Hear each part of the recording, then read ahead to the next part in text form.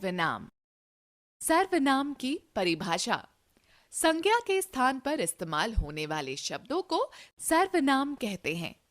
सरल शब्दों में सर्व, सब, नामों, संज्ञाओं के बदले जो शब्द आते हैं उन्हें सर्वनाम कहते हैं।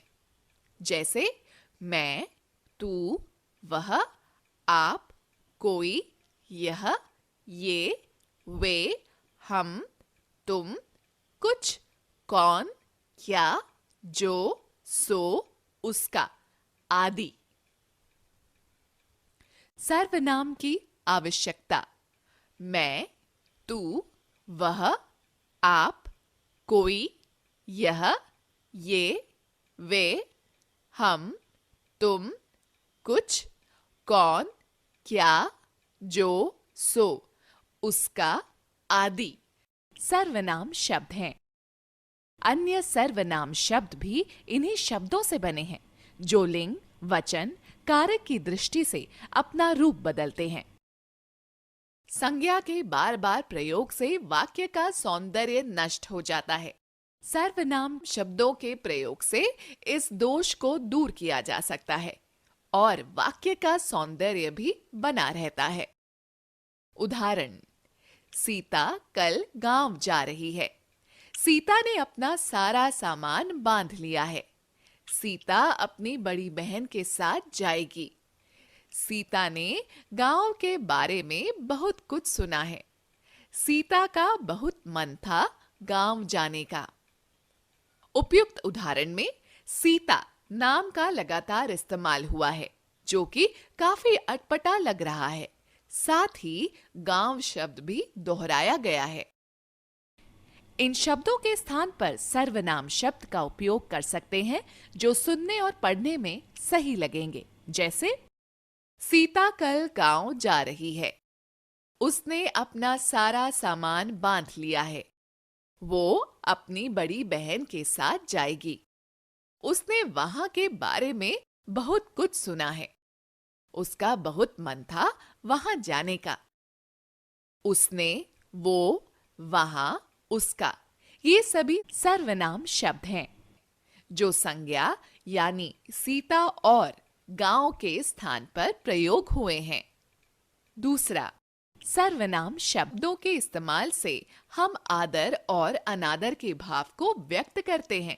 जैसे आप आदर के लिए प्रयोग होता है और तू अनादर के लिए।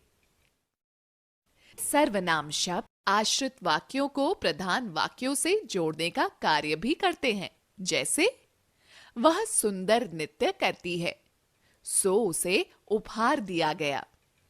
यहां वह सुंदर नृत्य करती है को सो शब्द उसे उपहार दिया गया इस वाक्य से जोड़ने का कार्य कर रहा है।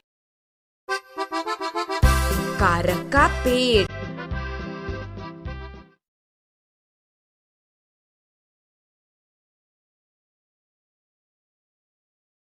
मीनू, तुम यह क्या कर रही हो? देखो दादी, मीनू मेरे लिए एक सुंदर सा पेड़ बना रही है। क्या तुम अब कागज के पेड़ पर भिन भिनाओगे बस? अरे, तुम आपस में ही अनुमान लगाते रहोगे कि मीनू से भी कुछ पूछोगे? दादी, मैं कारक का पेड़ बना रही हूँ। कारक का पेड़? हाँ दादी। यह क्या होता है? कल विद्यालय में भाषा की अध्यापिका ने हमें कारकों के बारे में बताया था। लेकिन ये कारक क्या होते हैं? तुम संज्ञा और सर्वनाम को जानते हो ना?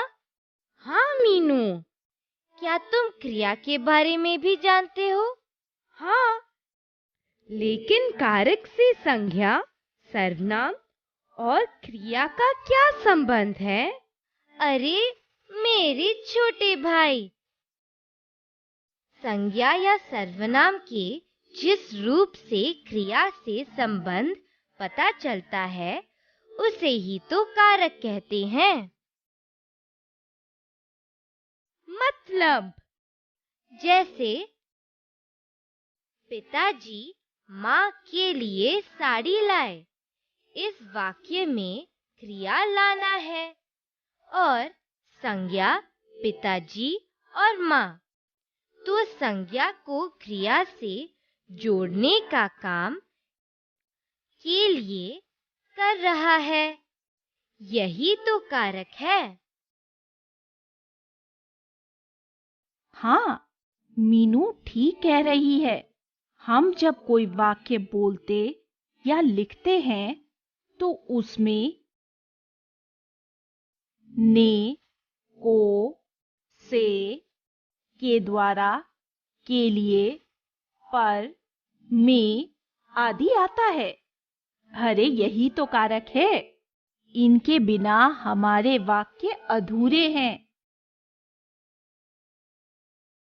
जैसे मैं कुछ बोलती हूं, तुम समझना। राम सत्य पाने रावण युद्ध किया। क्या दादी? आप क्या बोल रही हैं? ऐसा लगता है इसमें कुछ छूट गया। फिर से बोलना दादी। राम सत्य पाने रावण युद्ध किया। क्या छूटा? वही कारक ही तो छूटा है। चलो फिर बोलती हूं। राम सत्य पाने रावण युद्ध किया। मैं कहना चाहती थी राम ने सत्य को पाने के लिए रावण से युद्ध किया। देखो चीनू, दादी ने कारक ने, को, के लिए से छोड़ दिए थे, जिससे कुछ भी समझ नहीं आया। इसलिए कारक को क्रिया को करने वाला भी कहते हैं। ये तो हम जान गए, मगर तुम यह कारक का पेड़ क्यों बना रही हो? कल हमारी अध्यापिका ने कारक बताए थे। उन्होंने हमें 8 तरह के कारक बताए थे। 8 तरह के कारक? हाँ, लेकिन तुम हमें घुमाओ नहीं। यह बताओ कि कारक का पेड़ क्यों बना रही हो? यह तो मैं पेड़ बनाने के बाद ही बताऊंगी। अभी थोड़ा काम बाकी है। तुम भी मेरी मदद करो। यह लो, मेरा पेड़ तैयार हो गया। अब तुम बारी बारी से इनमें लटके छल्ले तोड़ो, फिर खोलो। पहले में कर्ता कारक,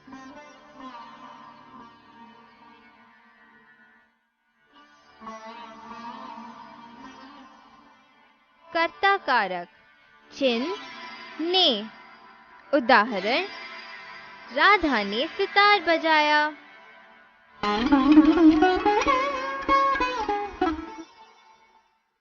मोहन ने यात्रा की। अब मैं।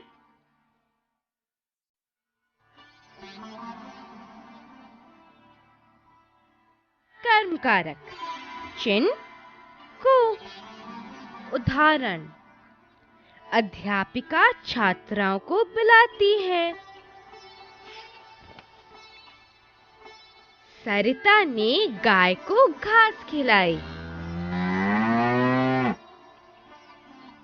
अब मेरी बारी है।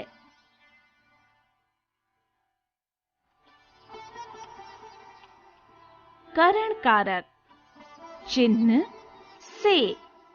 उदाहरण, दादाजी बस से दिल्ली जाएंगे।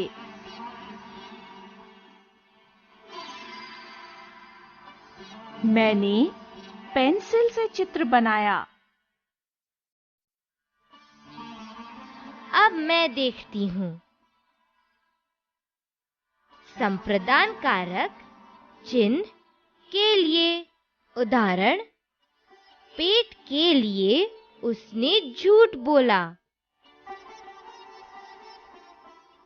पिताजी मेरे लिए पुस्तक लाए।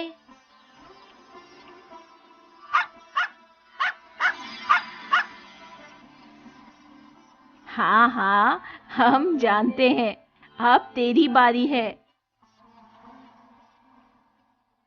अपादान कारक चिन्ह से अलग होने के संदर्भ में। उदाहरण, पेड़ से फल गिरते हैं।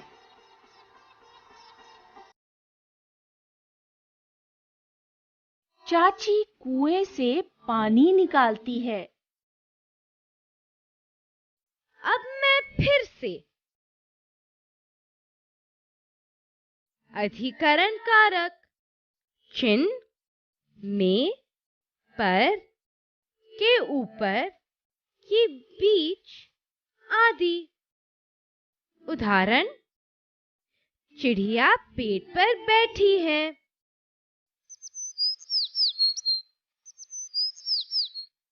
गीदड़ वन में रहता है। मेरी बारी।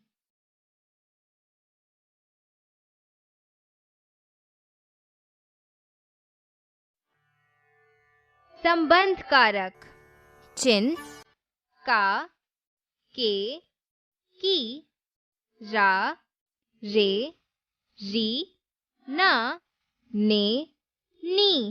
उदाहरण, दिनेश के पिताजी आ रहे हैं।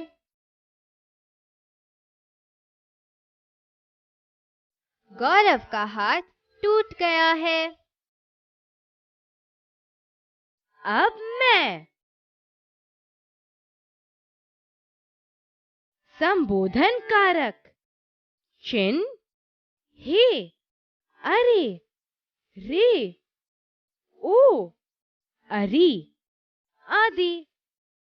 उदाहरण, हे भगवान मुझे बचाओ।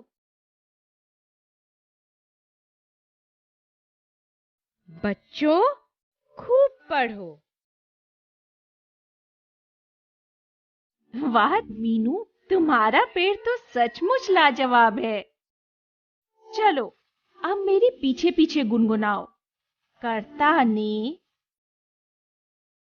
कर्ता ने, कर्म को, कर्म को, करण से, के द्वारा,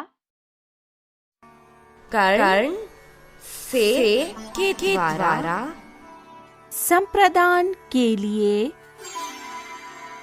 संप्रदान के लिए, अपादान से अलग, अपादान से अलग, अधिकरण में, पर,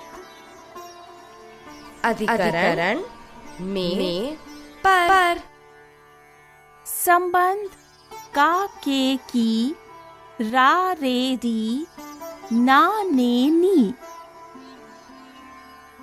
संबंध का, की, रा, रे, री, ना, ने, नी। संबोधन अरे, रे, ओ, अरी, हे। संबोधन अरे, रे, ओ, अरी, हे। अलविदा दोस्तों। विशेषण एडजेक्टिव। बच्चों, यदि आप अपने मम्मी पापा के साथ बाजार गए होंगे तो आपने देखी होगी स्वादिष्ट मिठाइयों की दुकान, सुंदर साड़ियों की दुकानें तथा ऊंची ऊंची इमारतें, बड़ी बड़ी और लंबी लंबी कारें इत्यादि। बच्चों, यहाँ जिन संज्ञाओं का उल्लेख किया गया है उनकी विशेषताएं भी बताई गई हैं। यहाँ मिठाई की दुकान को स्वादिष्ट मिठाई की दुकान कहा गया है तथा साड़ियों की दुकानों को सुंदर साड़ियों की दुकानें तथा इमारतों को ऊंची ऊंची और कारों को बड़ी बड़ी और लंबी लंबी कहा गया है। इस प्रकार जो शब्द संज्ञा व सर्वनाम शब्दों की विशेषता बताते हैं वे विशेषण कहलाते हैं, जैसे रंग बिरंगी, स्वादिष्ट, सुंदर, 1 दर्जन, 1 किलो आदि।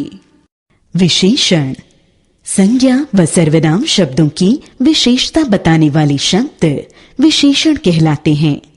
विशेषण शब्द पहचानने के लिए संज्ञा के बारे में कैसा या कितना लगाकर प्रश्न किया जाता है, जैसे लाइट कैसी है, रंग बिरंगी, मिठाइयाँ कैसी हैं, स्वादिष्ट, साड़ियाँ कैसी हैं, सुंदर सुंदर, केले कितने हैं, 1 दर्जन, मिठाई कितनी है, 1 किलो।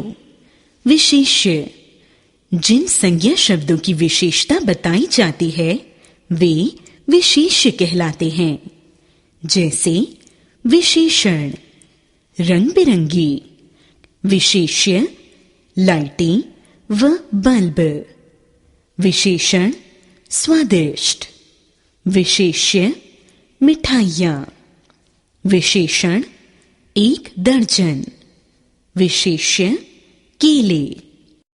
विशेषण के 4 भेद होते हैं।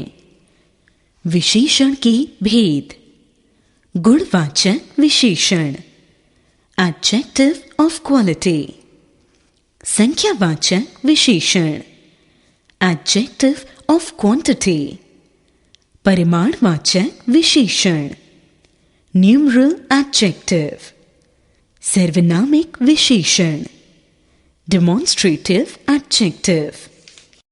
1. गुणवाचक विशेषण, एडजेक्टिव ऑफ क्वालिटी। जो शब्द संज्ञा व सर्वनाम शब्दों के गुण, दोष, अवस्था, रूप, रंग, आकार आदि का बोध कराते हैं वे गुणवाचक विशेषण कहलाते हैं। उदाहरण: रूप रंग, गोरा, काला, सुंदर, कुरूप आदि। गुण: मूर्ख, चालाक, भोला, चंचल आदि। अवस्था: स्वस्थ, कमजोर, बीमार, युवा आदि। आकार: लंबा, बड़ा, ऊंचा, गोल, चौकोर आदि। 2. संख्यावाचक विशेषण, एडजेक्टिव ऑफ क्वांटिटी। जो विशेषण संज्ञा व सर्वनाम की संख्या बताते हैं उन्हें संख्यावाचक विशेषण कहते हैं। संख्यावाचक विशेषण को 2 भागों में बांटा जाता है। क. निश्चित संख्यावाचक, 10 केले, 5 छात्र। ख. अनिश्चित संख्यावाचक, कुछ छात्र, थोड़े आदमी। 3. परिमाणवाचक विशेषण, क्वांटिटेटिव एडजेक्टिव। जो विशेषण संज्ञा व सर्वनाम की मात्रा या परिमाण के विषय में बताते हैं उन्हें परिमाणवाचक विशेषण कहते हैं। परिमाणवाचक विशेषणों से किसी वस्तु की नाप या तौल का पता चलता है। परिमाणवाचक विशेषण भी 2 प्रकार के होते हैं। क. निश्चित परिमाणवाचक, 5 मीटर कपड़ा, 2 किलो चावल। ख. अनिश्चित परिमाणवाचक, थोड़ी चाय, कुछ फल। 4. सार्वनामिक विशेषण, डेमोन्स्ट्रेटिव एडजेक्टिव। जो सर्वनाम शब्द विशेषण के रूप में संज्ञा व सर्वनाम की विशेषता बताते हैं उन्हें सार्वनामिक विशेषण कहते हैं। यह मेरा घर है, वह पुस्तक तुम्हारी है। विशेष जानकारी: सार्वनामिक विशेषण में सर्वनाम संज्ञा से पूर्व लगते हैं। पाठ में हमने क्या सीखा, जानिए। जो शब्द संज्ञा व सर्वनाम शब्दों की विशेषता बताते हैं वे विशेषण कहलाते हैं। जिन संज्ञा शब्दों की विशेषता बताई जाती है वे विशेष्य कहलाते हैं। विशेषण 4 प्रकार के होते हैं। क गुणवाचक विशेषण, ख संख्यावाचक विशेषण, ग परिमाणवाचक विशेषण, घ सार्वनामिक विशेषण।